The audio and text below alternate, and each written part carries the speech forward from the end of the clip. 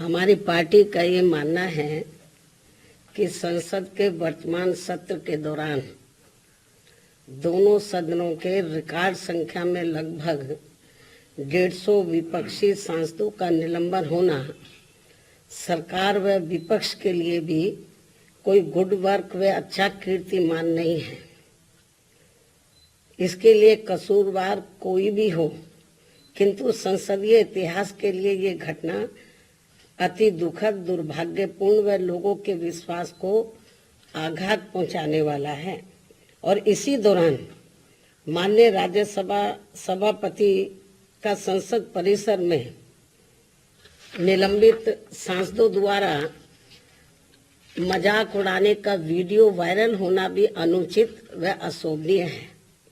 इस प्रकार से सरकार और विपक्ष के बीच जबरदस्त मतभेद, तनाव व टकराव वाली घटनाओं से देश के लोकतंत्र एवं संसदीय परंपराओं को शर्मसार होने से बचाना बहुत जरूरी है। साथ ही विपक्ष विहीन संसद में आम जन के हित से जुड़े, देश व आम जनहित से जुड़े अति महत्वपूर्ण विधेयकों का पारित होना भी ये अच्छी परंपरा नहीं है। और यहाँ विश्व के सबसे बड़े लोकतंत्र तथा परम पूज्य बाबा साहब डॉक्टर भीमराव अंबेडकर द्वारा निर्मित यहाँ पवित्र संविधान, संसद व अच्छी संसदीय परंपराओं को बचाने की जिम्मेवारी किसी भी एक की नहीं है, बल्कि सभी की है और जिसे सभी को मिलकर निभाना चाहिए। इतना ही नहीं, बल्कि अभी हाल ही में संसद की सुरक्षा में जो सेंध लगाई गई है, ये भी कोई ठीक नहीं है। ये अति गंभीर व चिंतनीय भी है और इस मामले में सभी को मिलकर संसद की सुरक्षा की तरफ विशेष ध्यान देना चाहिए। एक दूसरे पर आरोप प्रत्यारोप लगाने से काम नहीं चलेगा,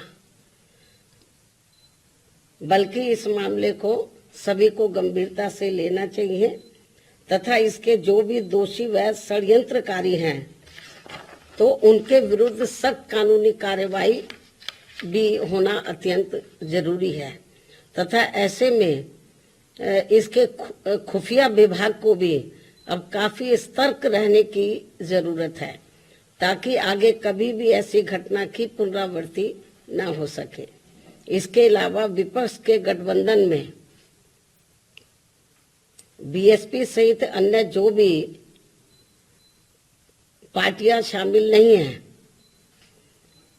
बीएसपी सहित अन्य जो भी विपक्षी पार्टियां शामिल नहीं हैं, तो उनके बारे में किसी को भी बेफजूल कोई भी टीका टिप्पणी करना उचित नहीं है तथा इससे इनको बचना चाहिए। मेरी इनको यही सलाह भी है, क्योंकि भविष्य में देश व जनहित में कब किसको किसी की भी जरूरत पड़ जाए, ये कुछ भी कहा नहीं जा सकता है। अर्थात फिर ऐसे लोगों को व पार्टियों को भी काफी शर्मिंदगी उठानी पड़े, ये ठीक नहीं है। और इस मामले में खासकर समाजवादी पार्टी इस बात का जीता जागता उदाहरण भी है। इसके अलावा यहाँ मैं ये भी कहना चाहूंगी कि हमारी पार्टी पूर्ण रूप से धर्मनिरपेक्ष पार्टी है और यहाँ अपने देश में विभिन्न धर्मों को मानने वाले लोग रहते हैं तथा उनके अपने अलग अलग से आस्था के अनेकों स्थल बने हैं, जिन सभी का हमारी पार्टी हमेशा सम्मान करती रही है और आगे भी करती रहेगी। इसी क्रम में यूपी के अयोध्या में नवनिर्मित राम मंदिर का जो अगले महीने उद्घाटन होने के लिए जा रहा है, तो उसका हमारी पार्टी को कोई भी ऐतराज नहीं है। और यहाँ अयोध्या में कोर्ट के आदेश पर सरकार द्वारा निर्धारित की गई जमीन पर जब भी मस्जिद का निर्माण होता है, तो तब उसके उद्घाटन का भी हमारी पार्टी कोई ऐतराज नहीं करेगी। अर्थात हमारी पार्टी सभी धर्मों के स्थलों का पूरा सम्मान करती हैं, लेकिन पिछले कुछ वर्षों से इसकी आड़ में जो राजनीति की जा रही है, जो घिनौनी राजनीति की जा रही है, ये अति दुखद व चिंतनीय भी है, जो नहीं होना चाहिए, क्योंकि इससे अपना देश कमजोरी होगा, मजबूत नहीं, तथा इससे लोगों में आपस में नफरत पैदा होती है, जो ये कतई भी उचित नहीं है। इस बात का भी सभी को पूरा ध्यान रखना चाहिए। इन्हीं कुछ खास बातों के साथ ही अब मैं अपनी बात यही समाप्त करती हूँ। धन्यवाद।